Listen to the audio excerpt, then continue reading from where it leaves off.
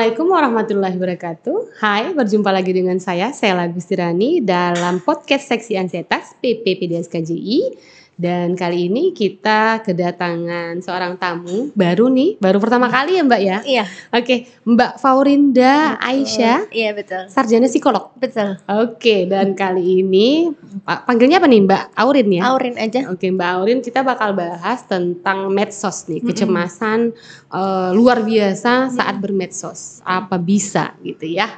Boleh ya dokter? Boleh dokter kan oleh Mbak ya? Boleh.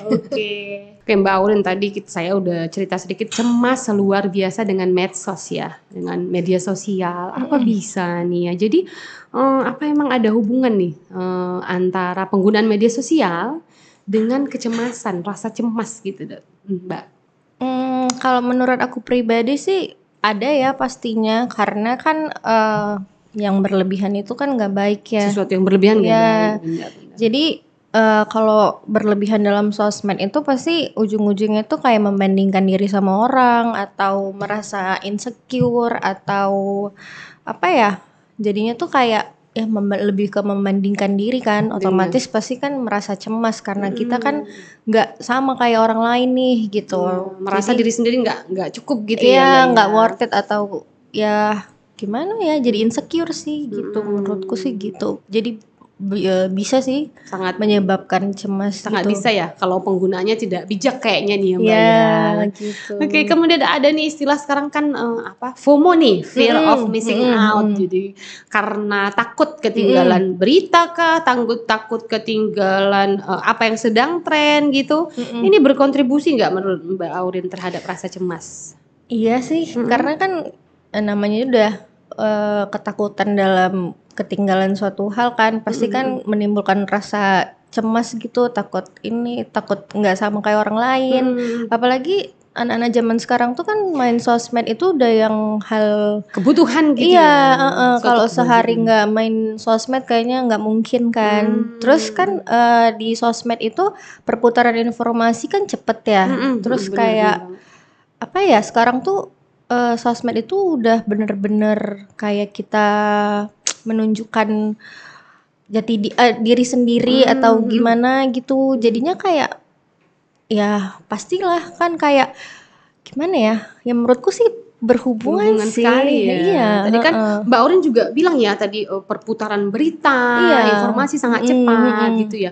Menurut Mbak Aurin kalau berita sekarang ya gitu, berita apapun tuh masuk tuh ke dalam medsos, berita pembunuhan, pemerkosaan segala macam. Itu menurut Mbak Aurin berpengaruh gak sama ini kita ya? Apa ya, rasa cemas dan jadi takut nih? Ada nggak pernah dapat kasus atau pernah mengalami Mbak Aurin misalnya karena penggunaan apa ya contohnya, keluar malam di Medan misalnya lagi begal nggak berani keluar gitu ya Mbak, itu gimana menurut Mbak? Gue takut sih ya, kalau maksudnya kayak aku pun ngelihat berita-berita yang kayak kecelakaan atau yang pemerkosaan itu tuh kan lewat sosmed ini yang jauh dari sekitar kita tuh maksudnya kita bisa tahu gitu kan.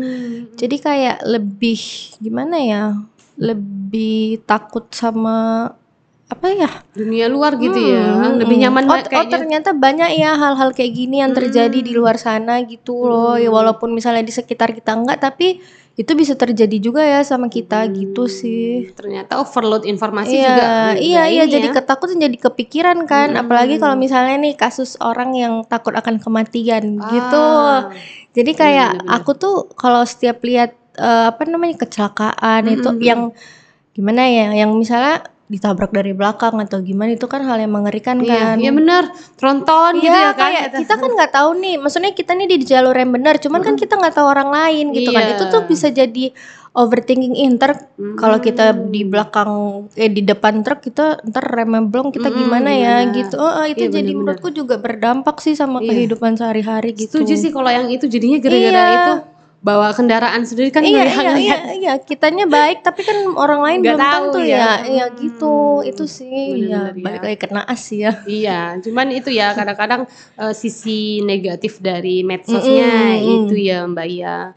Oh, jadi apa nggak ini ya faktor-faktor tertentu yang menurut Mbak Aurin tuh bisa menyebabkan seorang itu lebih rentan mengalami kecemasan karena penggunaan medsos yang terlalu banyak gitu. Kalau di sosmed ini kan orang bisa bebas Iya, semua mau umur, mau mengkomen apapun itu orang udah kita nggak bisa filter kan. Iya, Mungkin bener-bener. untuk orang-orang yang memang dari sananya overthinking, Iya, bener. membaca gimana ya, misalnya dia main sosmed atau dia orang nggak suka kan kita nggak bisa mengkontrol orang untuk mengkomentarin kita apa kan. Iya, bener. Jadi tuh kalau untuk orang yang overthinking pasti bakal berpengaruh sih gitu. Lebih gampang gitu Iya, ya. lebih rentan sih dia bakal mengalami cemas kayak ntar jadinya takut-takut mau gini ntar dikomen gini mau gini ntar dikomen gini gitu. Belum melakukan sesuatu udah mikirnya udah panjang. Gitu kan. Menimbulkan kecemasan lah, cemas akan ntar dibilangin gini lah, ntar dibilangin gitulah, gitu sih pasti berdampak sih. Iya, benar-benar. Jadi kalau menurut Mbak Aurin nih setelah kita cerita ya tentang ya walaupun medsos itu tidak melulu hal negatif ya gitu, tapi menurut Mbak Aurin penting nggak detox dari detox digital istilahnya atau puasa media sosial? Kok dari sudut pandang Mbak Aurin gimana? Menurutku penting sih walaupun aku sendiri juga susah ngelakuinnya. Iya karena kayak lagi udah jadi bosen, kebiasaan gitu. Iya kan, buka Instagram apalagi sekarang TikTok udah mulai rame lagi. Jadi kayak ya kalau ngapa-ngapain ya pasti kan kita nge-scroll Instagram, TikTok, tapi itu juga banyak dampaknya gitu loh dengan overload main sosial media gitu. Kayak jadi kurang tidur. Itu kurang tidur tuh juga bisa menyebabkan kecemasan sih menurutku. Iya, benar. Ya kan, Iya, kayak benar lebih apa ya, lebih sensitif gitu segala macam. Terus ya itu kalau jadinya kecemasan sih ujungnya kayak kurang tidur terus membandingkan diri sama orang kayak si sosmed itu. Benar-benar. Jadinya nggak ngelihat worth it-nya diri sendiri gitu kadang kan. Kalau udah keterusan gitu karena sih. sibuk memperhatikan orang lain ya. Jadi lupa kesejahteraan. Iya benar. Itu juga balik lagi menyebabkan FOMO tadi kan. Iya, benar. Kayak orang-orang pada gini ya kok aku enggak ya gitu. Akhirnya kayak ya ikutan gitu kan. Walau kadang-kadang nggak perlu atau nggak sanggup. Iya benar. Yang penting nggak ketinggalan gitu. Iya, mindsetnya banyaknya begitu ya. Jadi kalau misalnya cerita kayak gitu tuh bisa merambat kemana-mana sih menurutku. FOMO itu kayak misalnya hal yang nggak bisa digapai tapi dipaksakan. Kayak misalnya dari segi materi. Iya benar banget. Ya kan kayak misalnya jadinya ngelihat siapa nih idola dia pakai baju ini itu. Terus karena FOMO aku harus juga nih. Iya gitu. Akhirnya merambat ke ngutang jadinya. Iya. Jauh ya. Panjang Iya, kalau misalnya dibahas tuh menurutku bisa panjang sih dari FOMO dan sosmed gitu tuh panjang banget runtutannya banyak gitu ya. Iya, kalau mau dibahas tuh bisa panjang sampai sih. akhirnya terjerat pinjol gitu. Ya bisa kemana-mana sih ya. Yang dibahas. Iya benar-benar banget karena emang ya karena itu makanya kita perlu ngebahas gitu ya. Jadi hati-hati juga ya tentang penggunaan medsos tuh harus bijak gitu. Nah itu balik lagi tadi kalau kecemasan tadi. Nah udah pinjol dia pasti cemas gimana? Tambah lagi ya. Iya, berarti kan berawal dari sosmed semuanya bisa jadi cemas kan. Bisa gitu. jadi lingkaran setan ya kan. Menurutku cemas itu gampang sih. Gampang untuk terjadi gitu ya. Banyak faktor sih cemas itu. Tapi salah satunya ya overthinking dan membandingkan diri sama orang. Terus kayak udah beranggapan duluan gitu loh. Kayak dia pasti gini, dia pasti gitu. Itu cemas berlebihan sih. Jadi apa ya? Tiba-tiba punya kekuatan ngebaca pikiran orang lain. Ya jadi menurutku kayaknya perlu detox sosmed gitu. Ya, ada nggak tips dari Mbak Aurin deh, karena kan apa ya Mbak Aurin tadi bilang nge-scroll ya kan, nge-scroll itu aja tanpa kita sadari bisa berjam-jam nih gitu. Jadi ada nggak tipsnya dari Mbak Aurin? Tipsnya menyibukkan diri nggak sih? Kalau misalnya kita sibuk secara langsung kita kan nggak main HP ya kan gitu. Jadi aktivitas yang real berarti ya? Benar-benar kayak misalnya kalau lagi me time ya nonton atau apa gitu. Karena ya gitulah. Ya, jadi cari kesibukan lain gitu ya. Ngapain kayak masak kayak gitu, walaupun ya kalau misalnya udah kerja yang misalnya dari Senin sampai Jumat terus yang pagi sampai sore pasti udah males untuk mencari kesibukan lain kan. Weekendnya tuh kayak berharga gitu. Cuman ya menurutku tetap penting sih detox sosmed atau membatasi jamnya. Kan sekarang di fitur Instagram itu ada ya. yang limit jamnya itu loh. Misalnya dari jam 7 sampai jam 9 malam nih gitu. Ntar dia ke close sendiri atau gimana gitu. Keluar notifikasi ya, gitu jadi menurutku nggak usah yang terlalu over lah. Walaupun sebenarnya aku sendiri juga belum melakukan detox sosmed sih. Karena kayak berat menghibur diri juga lihat TikTok gitu. Iya, terkadang memang ya itu tergantung orangnya lagi ya, apakah bisa bijak memilih konten. Iya. Apakah dia memang, maksudnya kembali lagi ke dirinya sendiri sih. Ada orang yang memang nggak peduli maksudnya main sosmed ya sosmed aja, nggak ada hubungannya sama kecemasan. Jadi dia bukan orang yang overthinking gitu kan. Tapi kan ada orang yang dikit-dikit kepikiran, dikit-dikit overthinking, stres. Jadi dia takut kayak tadi baca berita kecelakaan lagi rame takut keluar segala macam ya. Jadi sebenarnya balik lagi ke dirinya masing-masing gitu sih, dia orangnya gimana. Cuman ya menurutku tetap jangan sih jadi orang yang overthinking kan gitu, harus percaya diri. Untuk itu tadi ya, menyeimbangkan akhirnya, karena kan kalau sama sekali nggak puasa gitu, nggak megang kan seperti zaman sekarang ya, sepertinya sulit gitu. Bukan hal yang mustahil tapi sulit. Kalau untuk menyeimbangkan gimana tadi, selain tadi kan jadi aktivitas gitu ya? Menyeimbangkan sih menurutku ya itu pakai limit jamnya tadi. Kebetulan Instagram juga makin kesini kan fiturnya makin banyak tuh. Makin diperbarui gitu ya. Kayak malam tuh biasanya dia kalau Instagram aku tuh dari jam 11 sampai jam 11 malam sampai jam 7 pagi tuh night mode. Jadi aku nggak terima notif apapun kan. Gitu. Jadi kayak ya udahlah, emang udah jamnya tidur gitu kan. Ya cuman kalau nggak bisa tidur juga buka HP lagi gitu kan.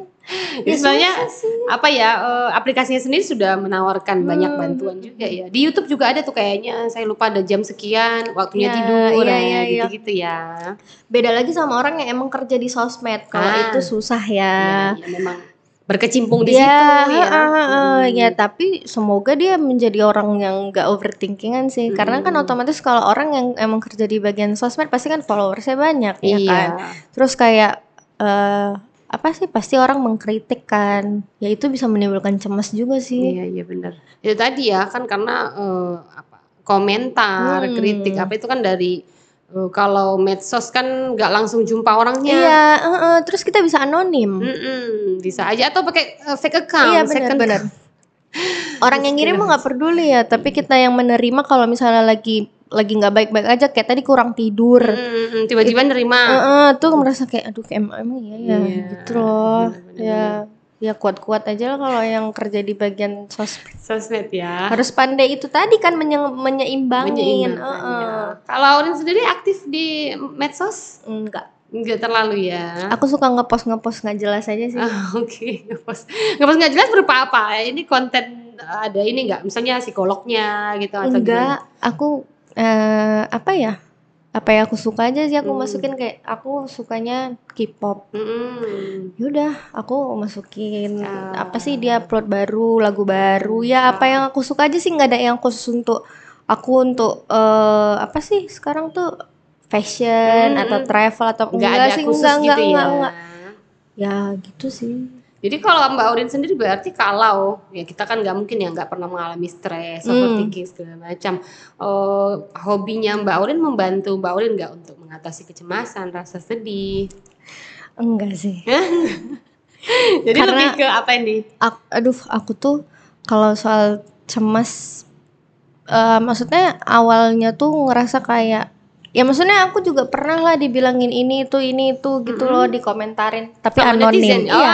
Anonim yang misalnya ya kita nggak tahu dia siapa gitu kan. Ya kadang kalau lagi moodnya lagi nggak baik ya bisa jadi overthinking sih, cemas gitu. Emang ya cuman ya itu kembali lagi ke kalau misalnya bukan kita yang melindungi diri kita, siapa lagi gitu kan.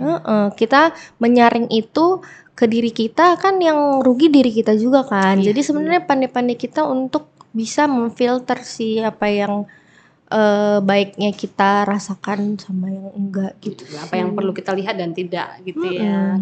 Kita lagi yang menyaring ya. Jadi sebagai apa ya, sebagai kalimat penutup. Iyalah, penutup dari Mbak Aurin nih. Berarti Mbak Aurin lebih fokus kepada diri sendiri ya. Ada yang mau disampaikan terkait pesan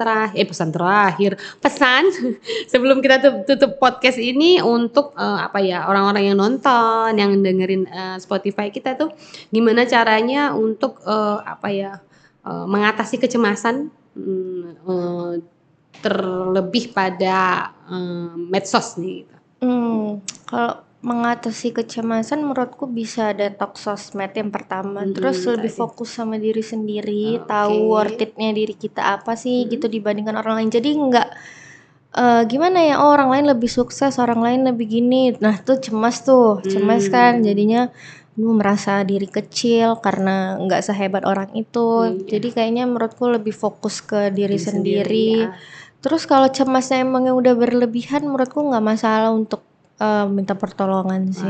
Itu pasti. Iya, karena sebenarnya orang-orang itu tuh banyak yang nggak gimana ya, masih gak open minded menurutku tentang mental health sih. Masih stigmanya masih buruk ya. Iya, kayak takut dicap gila gitu kalau berobat ke psikolog atau ke psikiater. Tapi menurutku nggak apa-apa sih, karena kalau bukan kita siapa lagi kan untuk diri kita sendiri itu sih. Walaupun maksudnya aku pernah merasa cemas yang berlebihan sampai yang nggak bisa tidur, sampai yang gimana-gimana, parah lah.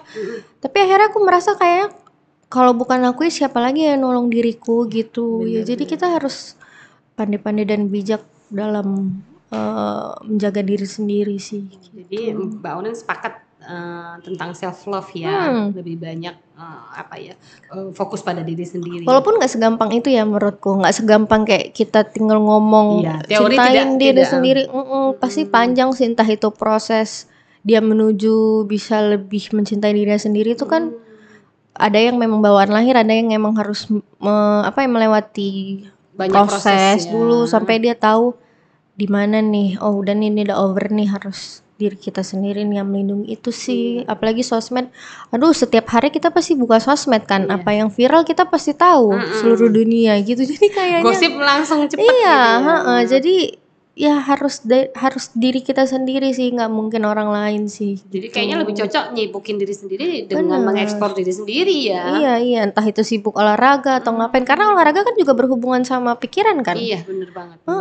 Gitu sih menurut aku. Mbak Aurin luar biasa, terima kasih banyak. Saya selalu kalau ada narasumber muda datang di situ, selalu berpikiran bahwa kita belajar tuh nggak harus dari orang yang lebih berpengalaman, kita harus bisa belajar dari orang yang lebih muda atau dari profesi lain juga. Jadi mudah-mudahan nanti membawa perspektif baru untuk yang nonton nih. Terima kasih ya Mbak Aurin. Sama-sama Mbak. Oke Mbak Aurin, terima kasih banyak sudah memenuhi undangan kita. Kita udah panjang lebar ngomong tadi ya. Mudah-mudahan membuka sudut pandang baru nih secara psikolog tentang kecemasan dalam bermedsos. Tapi sebelumnya ya Mbak, ada nggak Instagram? Boleh ya kita. Boleh. Mungkin bisa di follow sama yang dengerin, yang nonton nih boleh di share. Faurinda Aisyah. Nama Instagramnya. Oh langsung ya, sesuai dengan namanya ya. Oke Mbak, nanti mudah-mudahan kalau ada undangan lain kita undang lagi, boleh ya? Boleh. Oke, cukup sekian episode kali ini. Mudah-mudahan membawa banyak manfaat. Dan jangan lupa, tiada kesehatan tanpa kesehatan jiwa. Salam sehat jiwa. Wabillahi taufiq hidayah. Assalamualaikum warahmatullahi wabarakatuh.